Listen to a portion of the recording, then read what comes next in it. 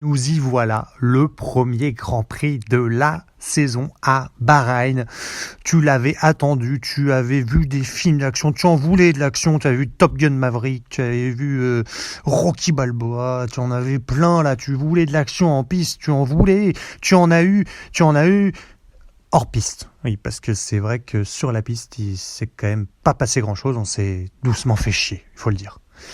Alors c'est vrai que par contre de l'action hors piste, ça il y en a, l'affaire Christian Horner dont on ne sort plus. Christian Horner c'est un peu le tonton gênant qu'on ne veut plus inviter au repas de famille, tu vois. Tonton passe-moi le sel, mais tonton que fait ta main qui se glisse délicatement sur ma cuisse, je ne comprends pas. Et j'imagine même pas si je lui ai demandé la mayonnaise. Bref, Verstappen qui pose les briques de son 4e titre mondial lors de ce Grand Prix d'ultra domination Red Bull. Voilà, Red Bull qu'on attendait aux avant-postes, là ça a vraiment assommé la concurrence aux abonnés absents. Faut-il s'inquiéter pour la saison ou faut-il nuancer? C'est ce qu'on va voir quand même par rapport à ce Grand Prix. Et puis, mais où est passé Tonton Fernand ? Tonton Fernand, le tonton qu'on admire tous, ce vieux tonton qui fait toujours des performances exceptionnelles. Derrière la FFL, la Fédération Française de la Loose Alpine, qui nous a vraiment gratifié d'une performance malheureusement qu'on attendait. Aston Martin était la grande déception non attendue de ce début de saison, on va en discuter. Et puis on va répondre à la question, faut-il s'abonner à la Ligue 1, un bon vieux Reims-Montpellier, ou bien se farcir la F1 en 2024 cette année? Et on en discute, on décortique, on en parle, c'est enfin bon, bien sûr.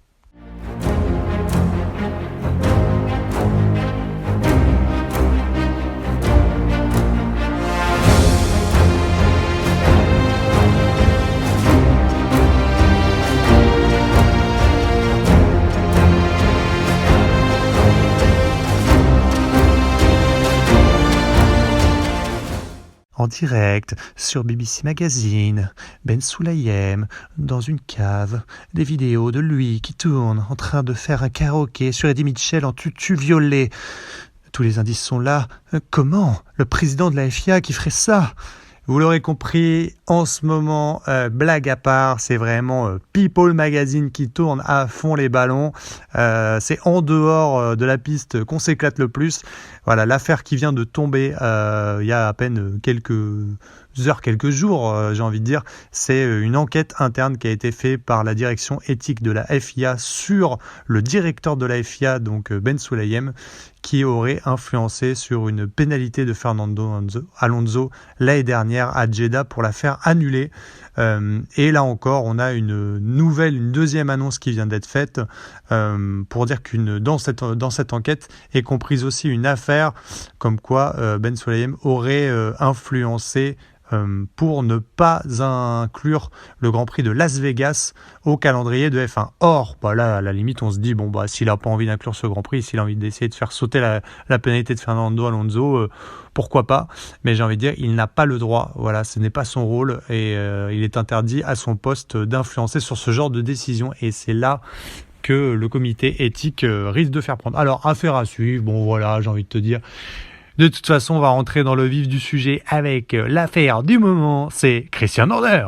L'affaire Horner, on en est où ? L'affaire Horner, on va faire rapidement un tour sans rentrer trop dans les détails, mais voilà, Horner a été officiellement donc innocenté par la firme Red Bull tout entière, mais tout reste en interne. Voilà, donc on te dit, c'est bon, il ne s'est rien passé, vous inquiétez pas, tout est ok, mais voilà, rien ne fuite, aucun document, on ne connaît pas en fait le contenu de ce qui s'est passé, donc forcément ça pose un problème de transparence.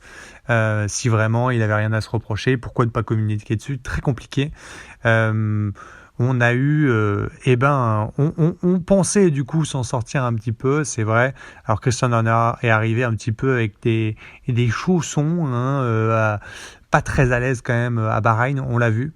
Mais bon, une belle victoire de Red Bull, une victoire de Max, un week-end parfait finalement de Red Bull qui aurait pu apaiser ces tensions et qui aurait pu faire passer à autre chose. Seulement, il y a 2 éléments clés.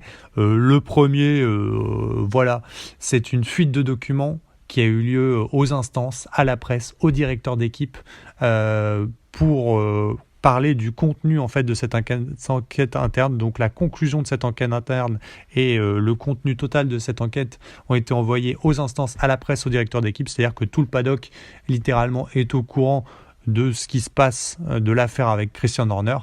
Même Bernard l'agriculteur, depuis 40 ans dans le Perche, il a reçu Voici Magazine sur Horner dans son courrier. Bon, il n'a pas encore ouvert, mais c'est parce qu'il a peur que ça soit une sextape. Donc c'est vrai qu'à son âge, le pacemaker, ça risque de faire un peu mal, quoi. Bon, ça c'est un premier élément, mais surtout il y a eu... bon voilà, là on est obligé de le dire, le Terminator hollandais, El Padrito comme on l'appelle, Jos Verstappen, qui a littéralement relancé l'affaire en fin de week-end. Finalement c'est vrai qu'après ce week-end, finalement qui s'est très bien passé, où Christian Horner a fait son apparition, il a parlé aux médias. On a eu cette course qui s'est très bien passée pour Red Bull. On aurait pu avoir un prémisse d'apaisement chez Red Bull, mais Jos Verstappen, le père de Max, du pilote numéro 1, a littéralement lancé une bombe dans les médias à la fin donc, de la victoire de son petit protégé fils, en étant interrogé sur Christian Horner et en disant la phrase suivante: je ne sais pas pourquoi on garde Christian Horner en fait chez Red Bull, il y a trop de tension tant qu'il est à son poste. En plus, il fait la victime, ce qui rend les choses encore plus compliquées. Donc là, littéralement, Jos Verstappen a lancé un missile Tomahawk clairement en direction de Christian Horner. Alors c'est très drôle parce qu'en plus sur le Grand Prix, à l'arrivée, on les voit, ils sont à 1 mètre l'un de l'autre. Ça risque d'être très très très sympa à Jeddah, je pense, ce week-end-là. Si on voit Max gagner et qu'on voit le papa à 1 mètre de Christian Horner, surtout que les deux sont censés être dans le garage. Donc... voilà, on arrive quand même à un stade où cette affaire nuit quand même gravement à Red Bull. On peut plus se le cacher. On a une ambiance qui devient assez irrespirable chez Red Bull. On imagine quand même en tant qu'employé comment ça se passe quand on a une affaire comme ça, quand on a le père du pilote numéro 1 qui balance ce genre de choses alors que le directeur d'équipe est accusé de conduite déplacée dont on ne connaît pas le contenu. Tout ça commence à devenir un peu compliqué pour Red Bull. Il faut vraiment pouvoir se sortir un petit peu de cette histoire qui malheureusement risque d'impacter l'équipe à un moment ou un autre. Fort heureusement, pour l'instant, l'équipe reste soudée et je pense que la conception de la voiture est quand même incroyable. Mais c'est pas des bonnes conditions, je pense, pour travailler. Et voilà, les rumeurs vont bon train. Ça envoie Max chez Mercedes. Évidemment, Toto se lèche les babines. Il doit être tellement content, Toto, de voir Christian dans les cordes comme ça, se faire tabasser de tous les coins. Et voilà, on attend un petit peu la résolution, un peu le calme. On va voir comment ça va évoluer. Je pense que ça risque d'être pimenté parce que finalement, la question que je me pose, c'est qu'est-ce que va répondre Max finalement à Jeddah ? Parce qu'en fait, la vraie question, c'est de savoir quelle est l'opinion de Max Verstappen sur ce sujet. Nul doute que les médias vont le questionner sur la réponse qu'a donnée son père aux médias. Et il y a un moment où Max Verstappen va devoir se ranger soit derrière l'un, soit derrière l'autre. S'il se range derrière aucun des deux, finalement, c'est qu'il fait le choix de son père. Et s'il choisit Horner, il va carrément contre son père. À voir. Mais c'est une grosse décision sur le pilote numéro 1, champion du monde, meneur de l'équipe Red Bull. Il faut se réjouir, c'est le début de la saison, il faut se battre les enfants, il ne faut pas comme ça manger son pain noir, enfin, réveillez-vous. Oui, c'est Max qui a gagné, ça on le savait, hein, voilà, Max il a gagné, c'est un duo Red Bull encore, Max Verstappen qui gagne avec 22 secondes d'avance, alors sans forcer, hein, tranquille le Maxou, hein. Pastaga, apéro, tranquille et déroule sur Sergio Pérez donc. Mais derrière cette impression un petit peu pessimiste de revoir en fait une surdomination de Max et cette équipe Red Bull qui assomme la concurrence, je trouve que cette impression n'est pas assez nuancée par rapport à ce qui s'est passé notamment l'année dernière. Alors si on reprend en fait les résultats de l'année dernière donc au même stade sur le Grand Prix de Bahreïn. Alors certes Max Verstappen avait gagné avec 12 secondes d'avance sur Sergio Pérez, mais derrière Fernando Alonso avait fini à 38 secondes, Carlos Sainz à 48, Lewis Hamilton à 50, Stroll à 54, George Russell à 55. C'est-à-dire que derrière les Red Bull, c'était un gouffre.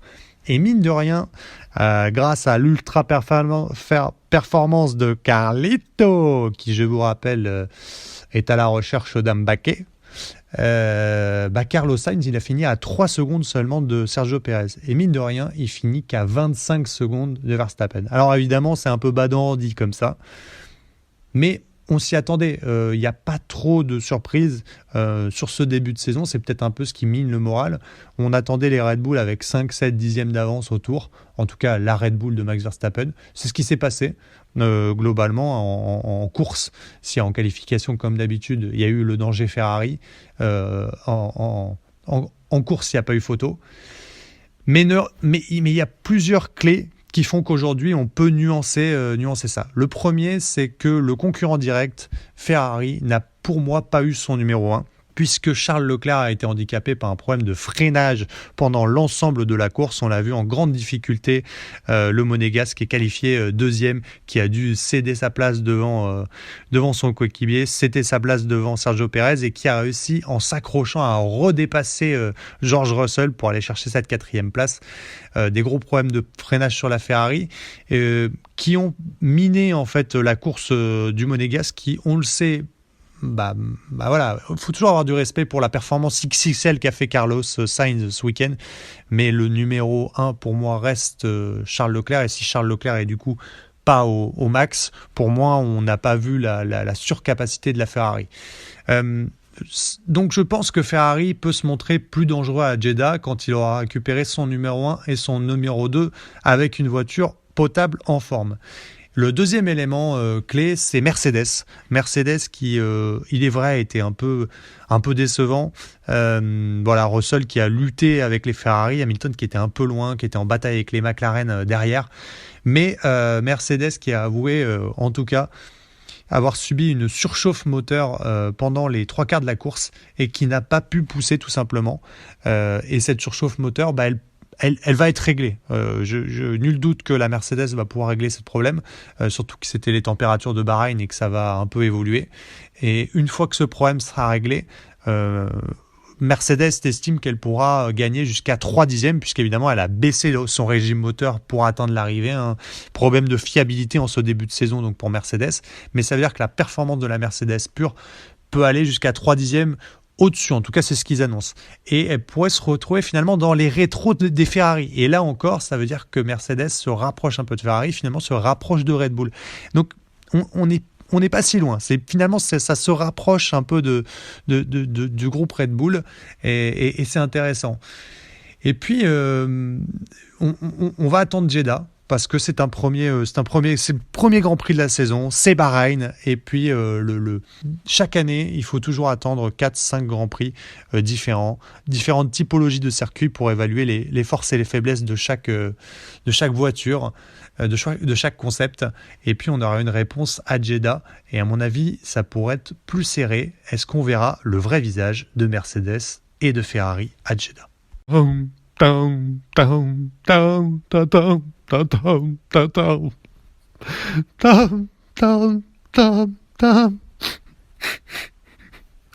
La Renault Clio numéro 28 est attendue sur le parking numéro 21. Oh, mais qui a acheté cette merde, franchement?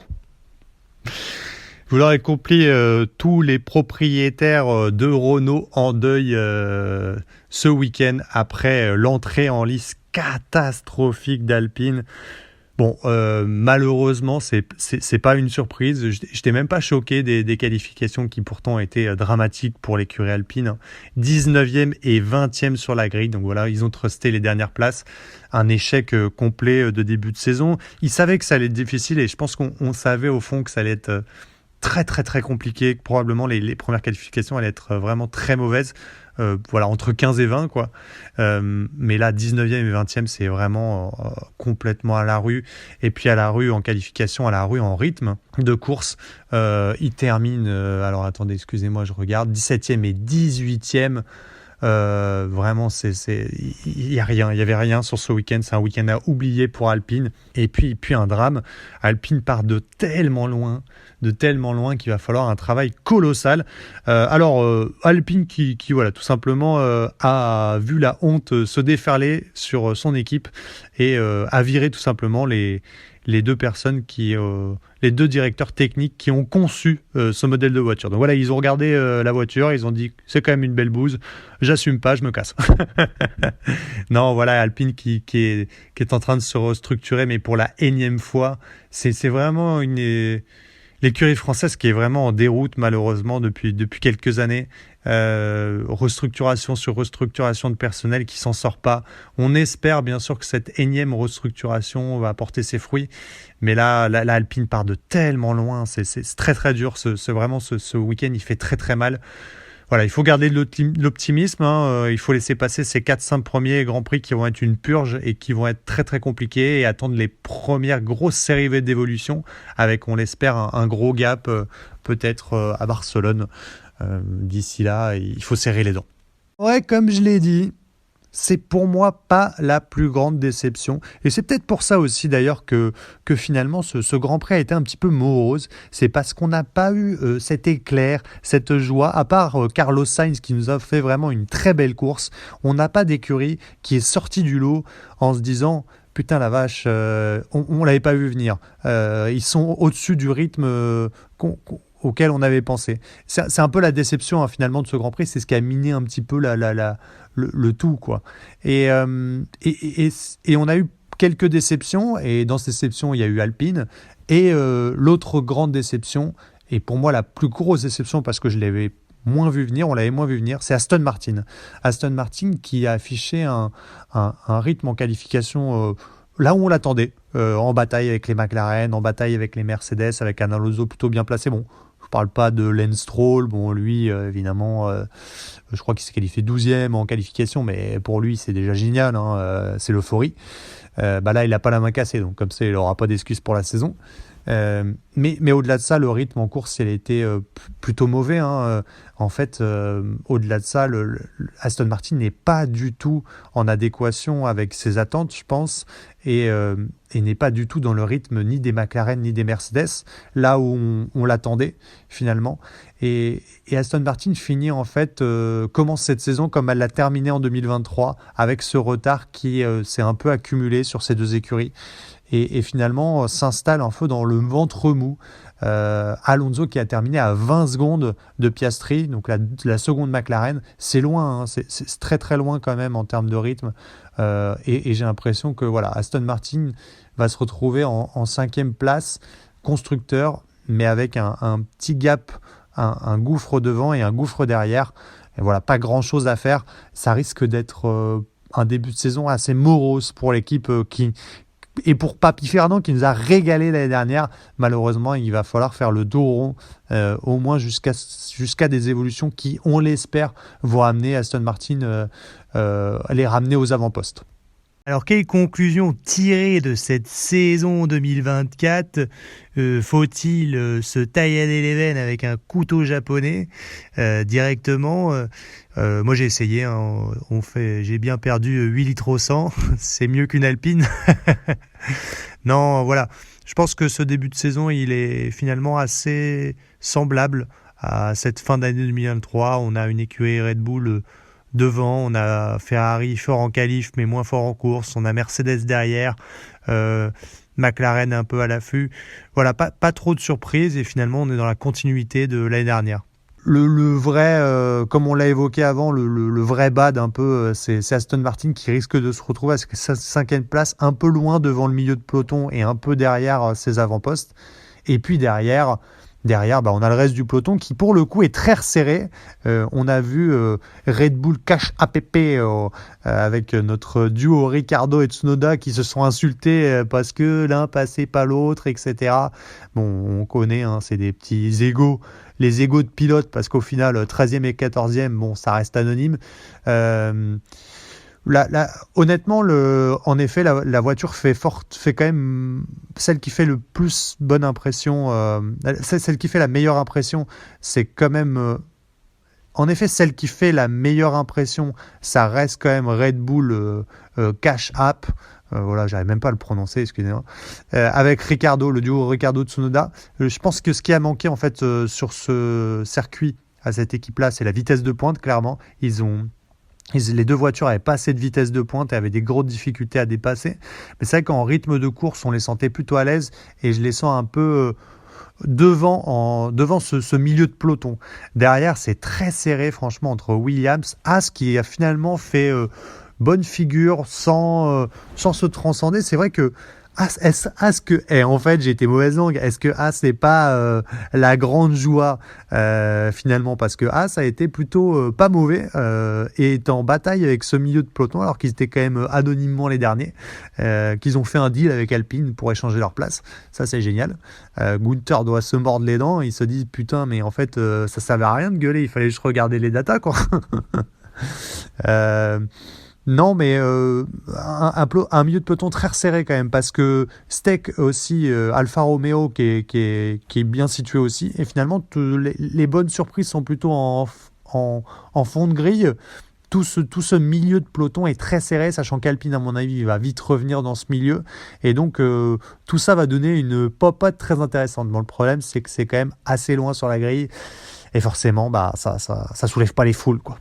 Allez, de toute façon, il faut se projeter sur la suite. La suite, c'est dès ce week-end à Jeddah, au Grand Prix d'Arabie Saoudite, sur un circuit qui est complètement différent. Donc voilà, on était à Bahreïn sur un circuit avec une forte chaleur, mais surtout très axé sur des freinages. Voilà, les freins étaient fortement sollicités et avec une dégradation pneumatique extrêmement forte. On va arriver à Jeddah où la dégradation pneumatique sera beaucoup plus faible, je pense. Et surtout, on est avec des virages à haute vitesse où les freins sont moins sollicités. C'est d'autres aspects de la voiture qui vont être sollicités et ça va nous permettre de lire un peu plus la hiérarchie qui se met en place en ce début de saison. Ne désespérez pas, même si Max est impitoyable. On se retrouve sur le prochain Grand Prix avec le plus grand des plaisirs, avec enfin bon, bien sûr.